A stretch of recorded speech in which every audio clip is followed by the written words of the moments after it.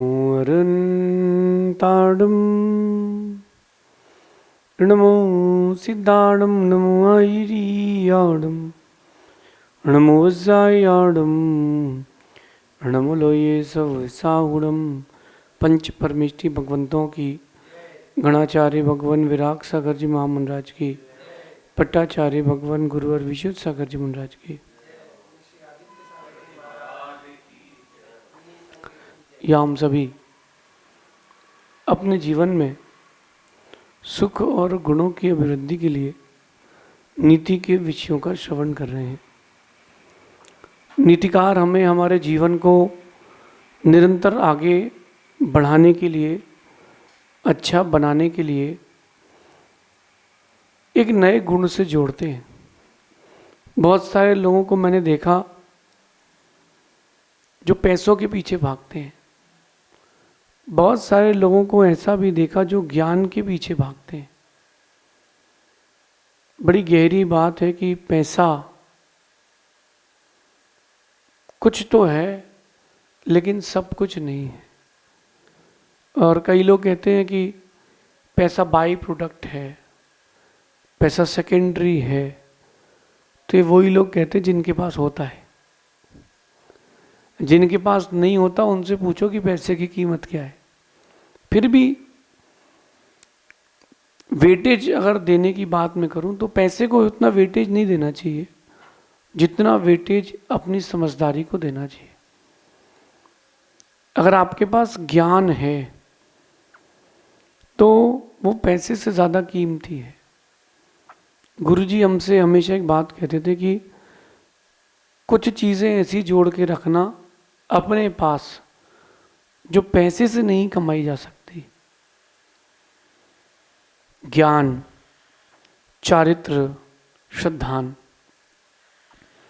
ये वो चीज़ें हैं, वो कलाएं हैं जो कोई पैसे से नहीं खरीद सकता। अगर पैसे से इसको खरीद सकते होते तो हर कोई ज्ञानी और कैरेक्टर को प्राप्त कर लेता, हर कोई ज्ञानी बन जाता। प्रॉब्लम हमारी मान्यता में है, हमारे अंदर नहीं। जो आप प्रॉब्लम है वो आपकी मान्यताओं में है और हम अपनी मान्यताओं को सच मानते हैं। पैसे को एक लिमिटेड प्रायोरिटी दें। आज पूरा विश्व युद्ध की कगार पर है सिर्फ पैसे के कारण। आपस में एक दूसरे की हिंसा कर रहे हैं सिर्फ पैसे के कारण। इतनी महंगाई बढ़ गई है या इतना लोगों की आदतें बिगड़ चुकी हैं, लूटो एक दूसरे को, पैसा कमाओ। पैसा कमाना ही प्रायोरिटी रह गई है। पहले की जो बच्चियां थी वो घर संभालने का भाव रखती थी, परिवार को एकजुट करने का भाव रखती थी। अब जो बच्चियां हैं वो पैरों पर खड़ा होना है और पैसा कमाने का भाव रख रहे हैं। तो पैसा बहुत लोग कमा रहे हैं, कुछ लोग शरीर बेच के भी पैसा कमा रहे हैं, लेकिन पैसा तो बहुत लोग कमा रहे हैं। समझदारी आप में से कितने लोगों ने कब कब कमाई है? बात ये, आपने समझदारी कितनी अर्जित करी? आज की नीति में कह रहे हैं कि पैसों से ज्यादा समझदारी को स्थान दें। पैसे से समझदारी नहीं कमाई जा सकती, लेकिन समझदारी से पैसा कमाया जा सकता है। ऐसा कोई यूनिवर्सिटी, ऐसा कोई हॉस्टल, ऐसी कोई बुक, ऐसा कोई व्यक्ति जो पैसे से समझदारी खरीद सकता हो। मूर्ख व्यक्ति पैसे से ज्ञानी नहीं बन सकता। हाँ, ज्ञानी व्यक्ति अपने ज्ञान से पैसा कमा सकता है। एक बार एक राजा को एक लड़की पसंद आ गई। अब राजा को आ गई तो बात ही खत्म हो गई कि इस लड़की से शादी करना है, इस लड़की से शादी करना है। तो धीरे से वो उस लड़की ने सोचा कि चलो अपनी लाइफ तो सेट, भाई की भी सेट कर लेते हैं। तो उसने बोला कि आपको हमारे भाई के लिए नौकरी देना पड़ेगी, कंपलसरी। कभी उसको नौकरी से निकालोगे नहीं। राजा ने कहा इतने हजारों पड़े, एक और सही। तो बोले काम क्या रहेगा? भाई बेगम का भाई है, क्वीन का ब्रदर है, तो कहीं अच्छी जगह तो करना पड़ेगा। तो राजा ने कहा अब जो दरबार में लोग आएंगे उनका लेखा जोखा करना कि कौन आया, किसकी क्या समस्याएं हैं, इतिहास बना के रखना। वो थोड़ा सा कनिंग था, मनी माइंडेड था। बढ़िया गेट पर बैठ जाए दरबार पे, हाँ क्या समस्या है तुम्हारा? तो 3 दिन बाद नंबर आएगा। साहब मेरा नंबर लगा दीजिए, जल्दी लगा दीजिए, बाबू सिस्टम। तो उसने कहा टका लगेगा। उस समय 1 रुपए की बहुत कीमत होती थी, 1 रुपए में महीने भर का भोजन हो जाता था। तो 1 रुपए वो लेता था सबसे, समझदार था। तो 1 रुपए लेते लेते लेते उसने बहुत पैसा जोड़ लिया और पूरे नगर में एक बात का हल्ला कि राजा का साला साला है, पैसे कमाता है और राजा को इस बात की खबर नहीं है। किसी ने खबर दी, राजा ने उसकी जांच पड़ताल की और बात सही निकली, लेकिन निकाल नहीं सकता था। निकाल तो सकता नहीं था भाई, वो तो वचन दिया हुआ है। तो उसने उसकी ड्यूटी चेंज करी। राजा ने कहा कि देखो यहाँ का तो काम बहुत अच्छे से आपने व्यवस्थित कर दिया है, अब दूसरे को बैठाते आपको अस्तबल संभालना है, जहाँ घोड़े बांधे जाते हैं अब आपको वो संभालना है। उसने कहा जी, क्योंकि वो समझदार था। अस्तबल गया और उसने 2-3 दिन में सब देखा दाखा और बोले कि तुम लोग चोरी करते हो। वहाँ के सब बोले कि सर हम लोग चोरी नहीं करते, हम लोग ईमानदार हैं, राजा के प्रति वफादार हैं। बोले नहीं तुम लोग चोरी करते हो। हर घोड़े के लिए एक निश्चित चना, घास, गुड़ सब दिया जाता है, लेकिन तुम लोग उतना खिलाते ही नहीं हो। बोले हम लोग पूरा खिलाते हैं। बोले ठीक है कल देखते हैं।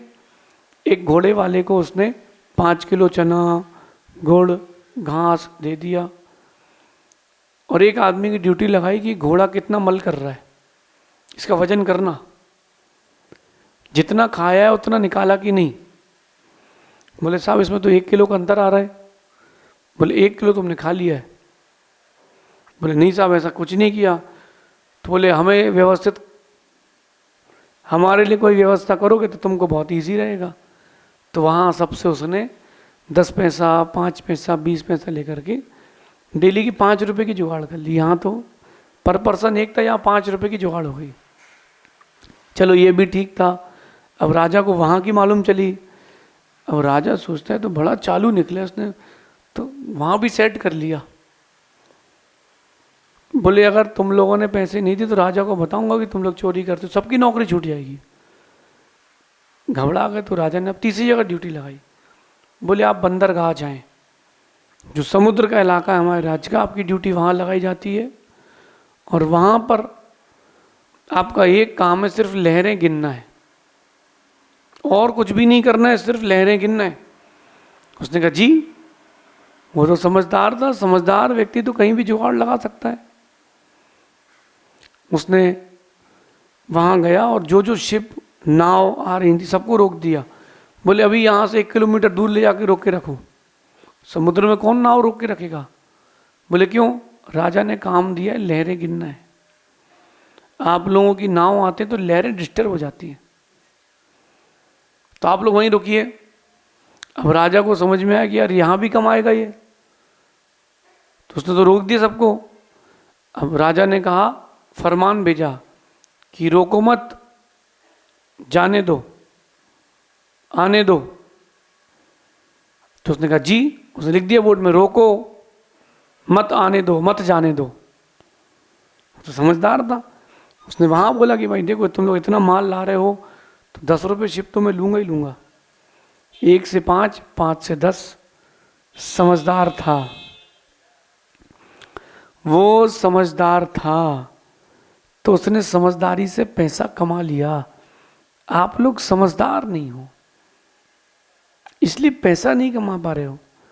पैसा कमाने के लिए समझदारी चाहिए, क्योंकि पैसे से समझदारी नहीं कमाई जाती, समझदारी से पैसा कमाया जाता है। अगर कोई मुझसे बोले कि टकले को कंघी बेचना, तो मैंने कहा मैं तो टोपी भी बेच के आ जाऊंगा, क्यों? पहले उसको बोलूँगा कि टोपी लगाओ ताकि आपका गंजापन ढक जाए, फिर एक कंघी दूंगा कि ऊपर रखो ताकि लोगों को समझ में नहीं आए कि तुम गंजे हो। अगर आपके पास तरीका है, चातुर्य है, समझदारी है, तो आप पैसा कमा सकते हैं, लेकिन पैसे से समझदारी नहीं कमा सकते।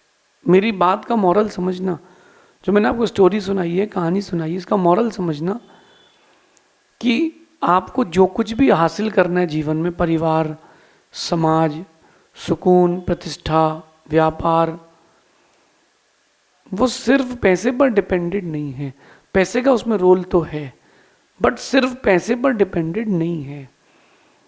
आपको अपने आप को समझदार बनाना पड़ेगा, और वो समझदारी आपको वक्त सिखाएगा। इसलिए प्रयास करो, कुछ नया पढ़ो, प्रतिदिन एक पेज पढ़ो, हर दिन एक नया पेज पढ़ो, हर दिन एक नया पेज लिखो। लिखने और पढ़ने से आपका ज्ञान बढ़ेगा। आप लोग जो टीवी देखते हो, फोन देखते हो, उसमें कुछ ऐसी चीजें देखो जो उसमें से आपके लिए कुछ संदेश दे दे, ज्ञान दे दे, अनुभव दे दे। और आपने केवल कॉमन वो लाफिंग की चीजें पढ़ ली हैं, लाफ्टर शो देख लिया, कुछ भी नहीं मिलने वाला, आपकी नॉलेज बढ़ेगी नहीं। ऐसे भी लोग मैंने देखे जो चेस खेलते हैं, चाइनीज चेकर खेलते हैं और ऐसे गेम्स खेलते हैं, इसमें माइंड डेवलप होता है। कुछ नहीं, खाली बैठे तो आप प्रोसेस करो ना, अपने आप को माइंड को डेवलप करने की प्रोसेस करो। आंख बंद करके धीरे धीरे अंगुलियां पास में लाओ। अगर आपकी टकरा रही है, यानी आपके दोनों ब्रेन काम कर रहे हैं, और आपकी नहीं टकरा के आजू बाजू जा रही है, तुम्हारा ब्रेन काम नहीं कर रहा। बैठ करके दिन में 10 बार ये प्रैक्टिस करो, मेरी उंगली टकरा रही कि नहीं टकरा रही है। आपका ब्रेन मालूम चल जाएगा कि कितना काम कर रहा है। स्लोली स्लोली, स्पीडली नहीं। ऐसी और भी बहुत सारी एक्टिविटीज़ हैं जो आपको समझदार बना सकती हैं, उनसे जुड़ो। आजकल एक बहुत बड़ा अच्छा ट्रेंड चल रहा है, जिम जाना है, जिम जाना है, लेकिन संस्कृति का ध्यान रखना। भारतीय सभ्यता में पुरुष तो व्यायाम करते हैं व्यायामशाला में, स्त्रियां व्यायाम करती हैं किचन में, उनकी व्यायामशाला किचन है। लेकिन अब सिस्टम बदल गया, वो लड़कियां भी, लेडीज़ भी जिम जाने लगी हैं। वो जो ट्रेनर रहता है वो सेट कर लेता है, शादी आप करते हो, बच्चे दूसरे के पालना पड़ते हैं। समझदार बनो। आप शारीरिक व्यायाम की ओर जाते हो, आपको मानसिक व्यायाम की ओर जाना चाहिए। बुद्धि का व्यायाम कब किया आपने? बुद्धि का व्यायाम कब किया? नहीं किया, करो। पहले के न्यूज़पेपर में 2 चित्र आते थे, गलतियां निकालें, 10 डिफरेंस निकालें कि एक वो छाता लिया है, छाते में एक रंग नहीं है, बॉल में एक स्ट्रिप कम है, एक का चश्मा लगाया, एक चश्मा नहीं लगाया। ये क्यों करते थे? कोई टाइम पास नहीं था, वो दोनों को मिलाते थे। जब दोनों में कंपैरिजन करते हैं तो आपके दोनों ब्रेन एक्टिव होते हैं, इससे समझदार बनते हैं।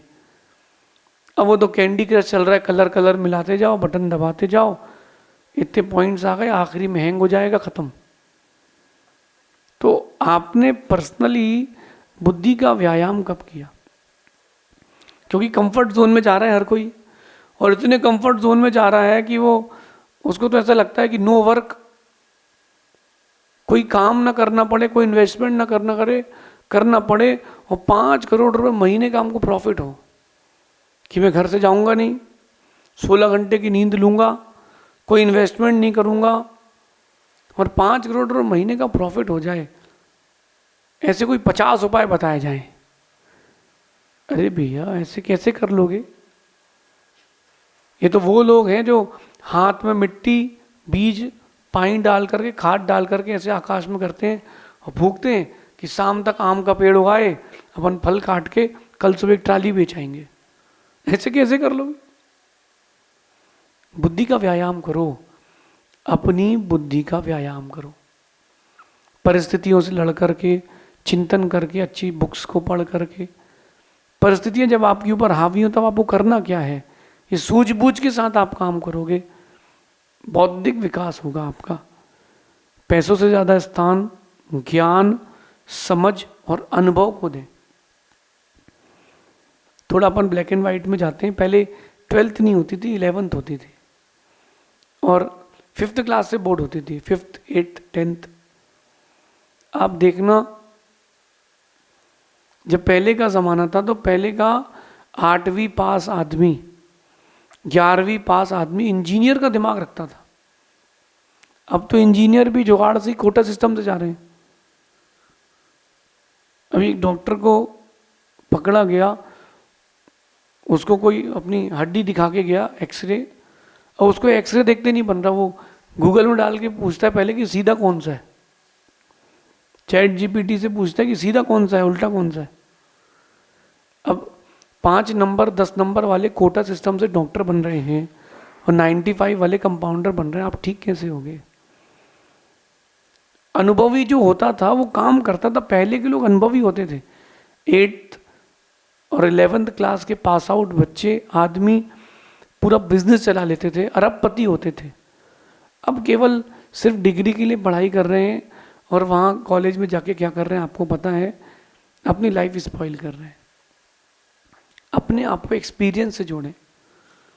मैंने एक व्यक्ति को देखा 8th फेल, एक 8th फेल व्यक्ति और एक इंजीनियर व्यक्ति, 2 व्यक्तियों को बुलाया गया भगवान की प्रतिमा खड़ा करने के लिए।